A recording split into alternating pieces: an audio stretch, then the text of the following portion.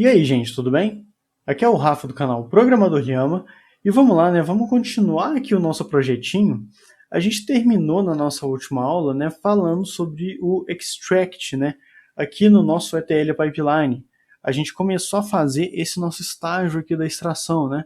E eu até já adianto, esse aqui vai ser o estágio mais complicado, né? O estágio mais trabalhoso que a gente vai ter. Os dois outros, que é o transformar e o carregar, eles vão ficar bem tranquilos da gente fazer. Mas o que acontece? A gente esqueceu, né, na verdade eu deixei para as próximas aulas para a gente falar um pouco sobre contratos e também sobre como que a gente trata erros nisso aqui, né? Lembrando que a gente tem um método que vai pegar dois elementos, né, que já estão lá na nossa pasta de drivers e aí a gente consegue utilizar eles aqui, olhando na nossa classe de extrair. Mas vamos lá, vamos brincar um pouco aqui com isso aqui e começar a falar sobre contratos. Eu estou aqui olhando na nossa pasta de stages, vou deixar ela aqui por um tempo, mas o que acontece?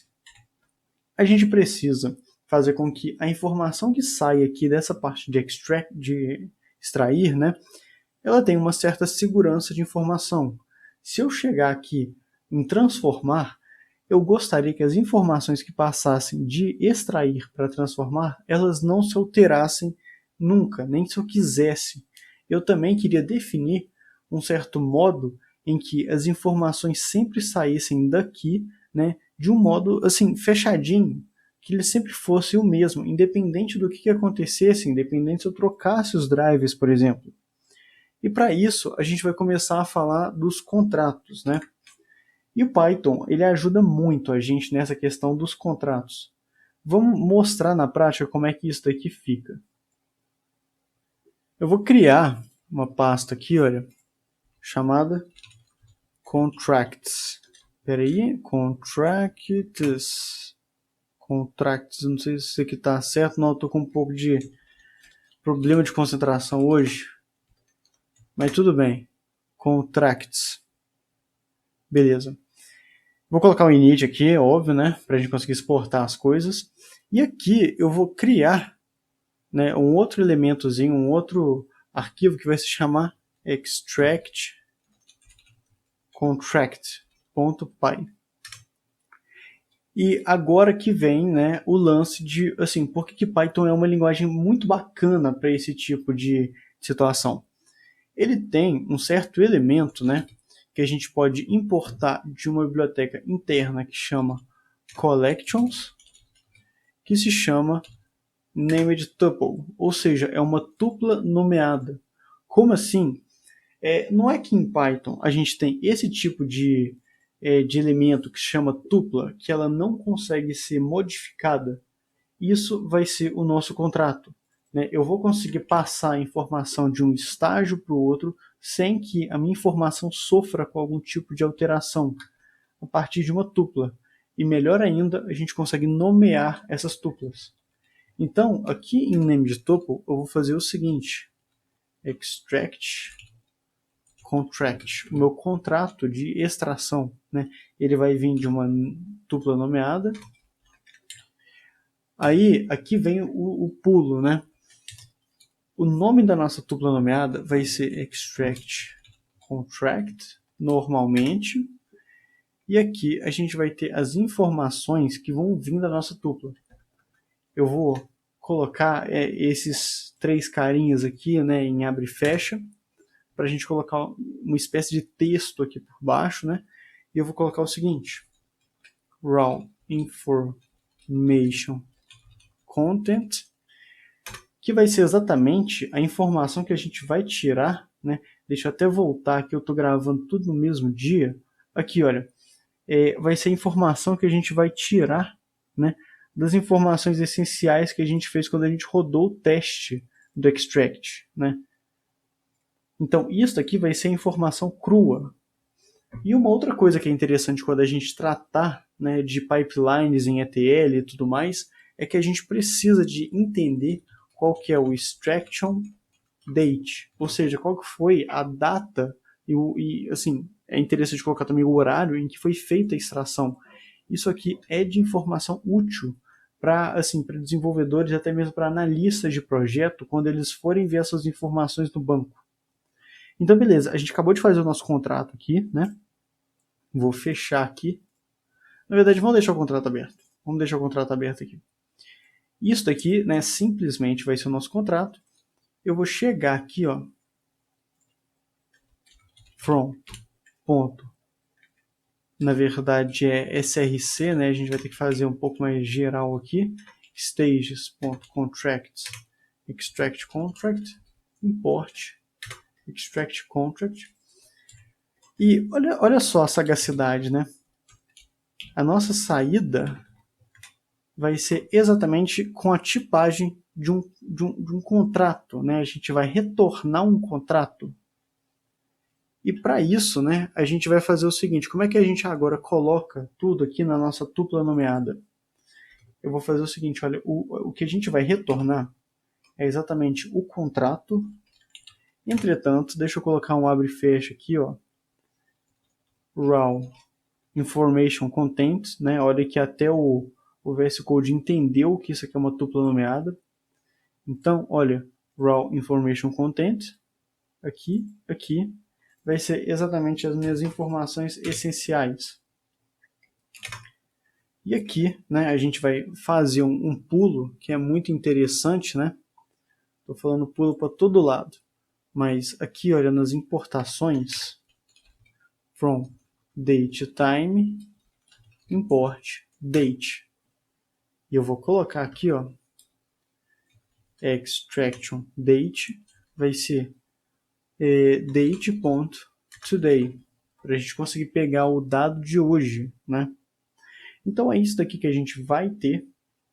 Vamos voltar aqui, olha, no nosso teste e vamos averiguar o que está acontecendo. Deixa eu fechar aqui o contrato. Aqui, olha, no nosso teste a gente modificou aqui para retornar, né, o nosso contrato. Eu vou pegar aqui, olha, o meu terminal e vamos lá, olha. PyTest, -s-v, src, stages, extract, html, text, né, que é exatamente esse arquivo aqui. Ele está extraindo. Opa, beleza, veio. Olha o que retornou. A princípio parece que é a mesma coisa, né? O nome com o link está aqui. Então, retornou a mesma coisa. Mais ou menos.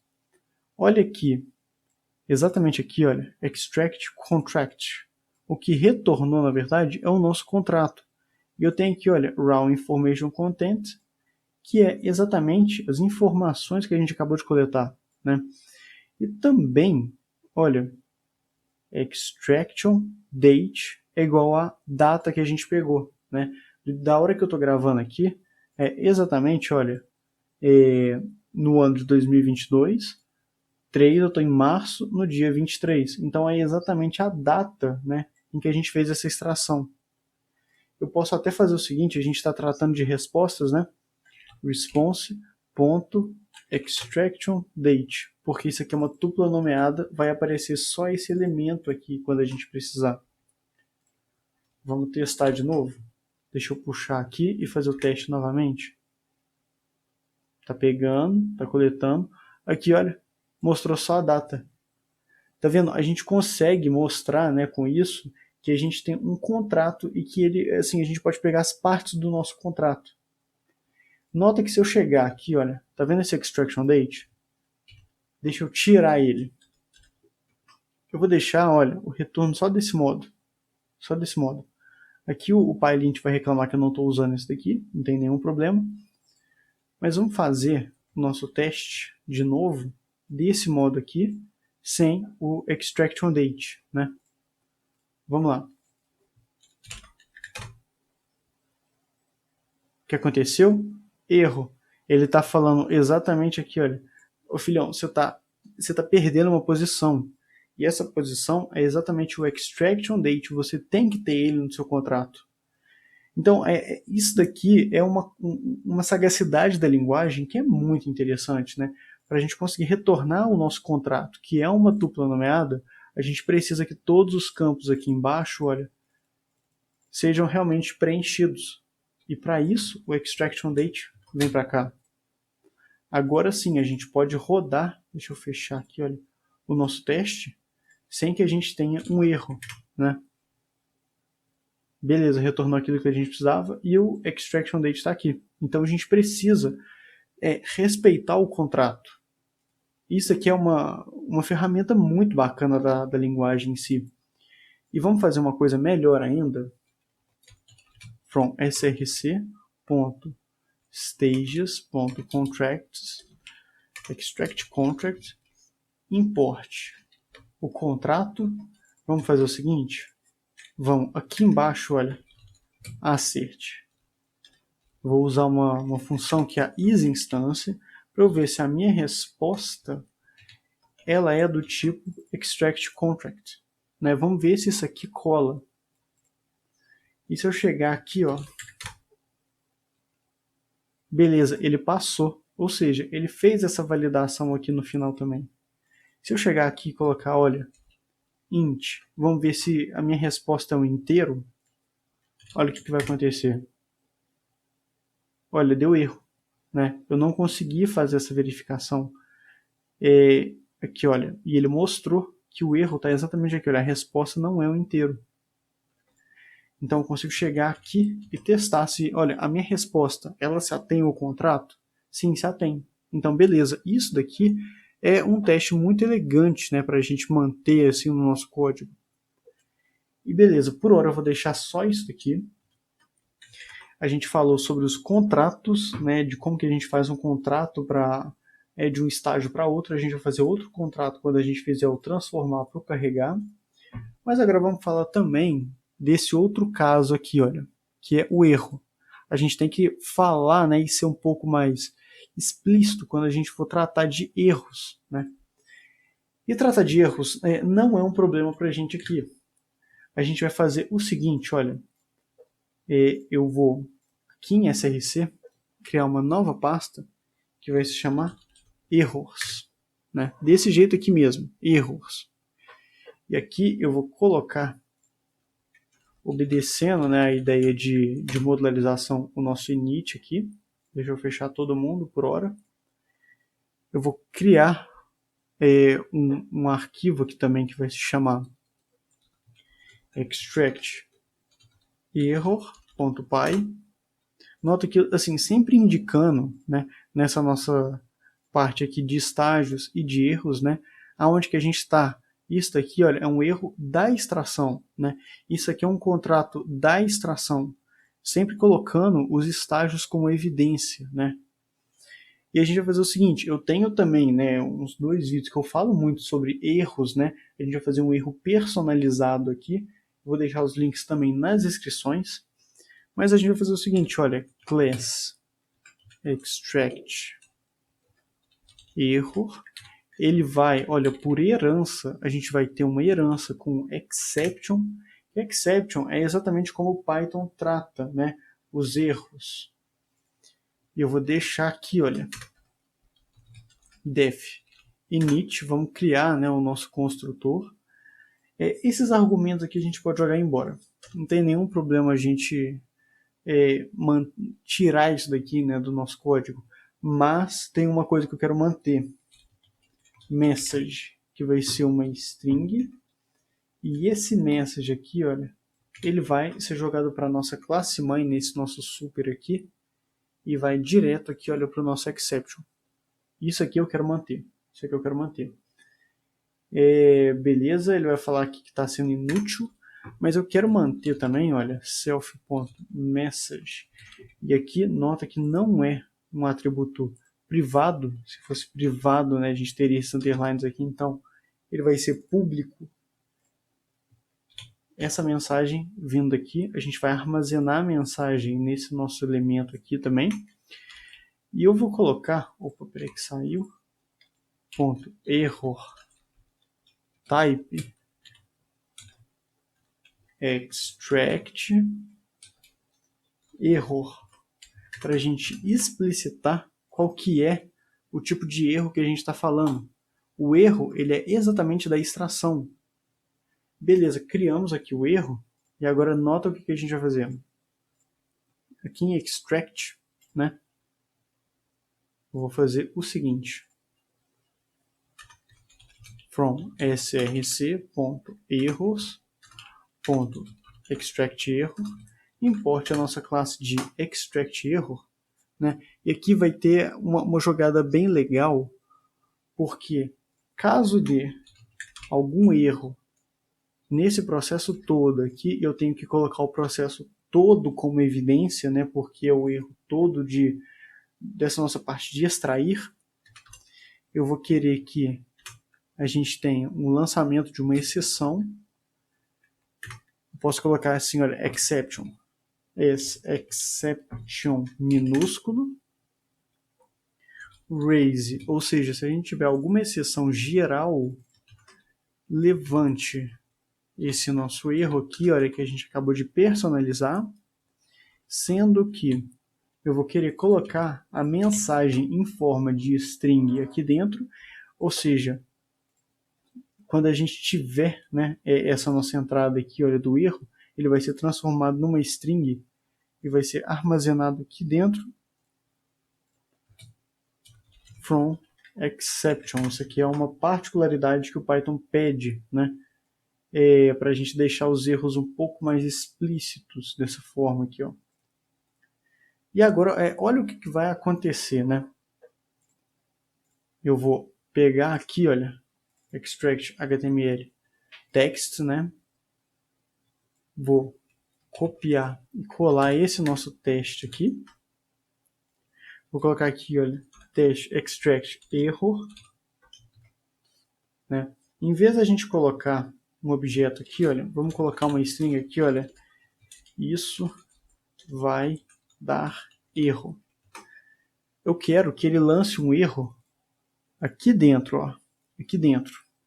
Então eu vou colocar qualquer coisa, literalmente qualquer coisa entrando aqui. Deixa eu apagar essa parte aqui. Agora, olha só como que a gente vai tratar isso daqui, né? Eu gosto de tratar isso daqui de um modo um pouco mais diferente. Eu gosto de realmente colocar a cláusula num try catch. Try. Tente fazer isso daqui. Na verdade, peraí. Eu vou colocar criação do objeto aqui fora. Tente fazer esse método. Caso dê erro, e aqui eu tenho que colocar exception as exception do mesmo jeito que estava lá, a gente vai colocar o seguinte, olha, printa a exceção. Vamos fazer só isso daqui. Só isso daqui, é tudo que eu estou precisando. PyTest, beleza. Olha o que acontece. Ele apareceu aqui, olha. Beleza, esse aqui é o nosso teste, né? String object removes attribute. Então, from page, request from page. Ou seja, ele realmente pegou o erro, né? Mas vamos ver qual o erro que... Agora eu subi aqui, ó. Vamos ver, de fato, qual o erro que foi lançado, né? Porque ele realmente caiu aqui na nossa exceção. E para a gente ver qual o erro que foi lançado, vamos deixar ele correndo solto assim, olha. Correndo solto mesmo, né? Sem nenhuma regra aqui. Colocando isso daqui todo esquisitão aqui dentro.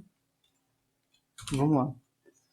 Deixa eu só tirar esse print aqui por hora, só para ficar um pouco melhor pra gente. Olha o que aconteceu. src error, spam, extract error. Ele mandou exatamente, olha, o nosso erro personalizado, que é o extract error. Então, o que aconteceu? Ele mostrou, né, que o erro, de fato, está sendo esse personalizado aqui que a gente criou. E o interessante disso tudo é que a gente pode até testar. Se eu chegar aqui, ó, from src.errors, extract error, import extract error, vamos colocar isso daqui, olha, try exception as exception. Vou colocar um assert também com aquela nossa função aqui de cima, olha, is instância. Eu quero ver se o erro ele é realmente um erro de extração personalizado que a gente acabou de fazer. Ele vai dar um erro aqui, já já a gente corrige isso aqui no PyLint, né? Mas nota, se a gente rodar de novo, ele passou. E se ele passou, ele realmente está caindo exatamente aqui nesse is-instância, né? Vamos colocar aqui, olha, int, para ver de novo o que vai acontecer. Olha, deu erro, né? E qual que é o erro? Olha, extract error, int, não consegui, né? Deu um problema exatamente nessa nossa linha aqui, ó. Então, isso daqui é realmente um trato legal para a gente tratar o nosso erro, né? A gente acabar criando os nossos erros personalizados. E você vai ver lá que no futuro é exatamente esse tipo de erro aqui que ele consegue mostrar para a gente aonde que o pipeline está brecando. A gente vai ter esse erro personalizado para o extrair, para o transformar e para o carregar. Aí a gente vai saber exatamente em qual estágio que parou, né, qual que foi o erro, e até mesmo qual que é a mensagem que a gente tem. Isso aqui é um modo de rastrear muito bom. E para a gente agora fechar, né, essa nossa ideia do PyLint, porque aqui, olha, está dando um problema, eu vou copiar isso daqui, olha, essa mensagem de erro que está aparecendo aqui, colocar aqui, olha, como comentário, PyLint disable igual a o erro. E aí o PyLint agora vai ignorar esse caso aqui. Esse caso é porque a gente tem uma exceção que ela é genérica, né? Tá acontecendo pode acontecer qualquer tipo de erro aqui. A gente quer brecar isso daqui. E para isso a gente tem isso daqui, né? Vou voltar com o print para cá. Vou testar mais uma vez. Beleza? Passou, passou. Gente, por hora eu vou ficar por aqui, né?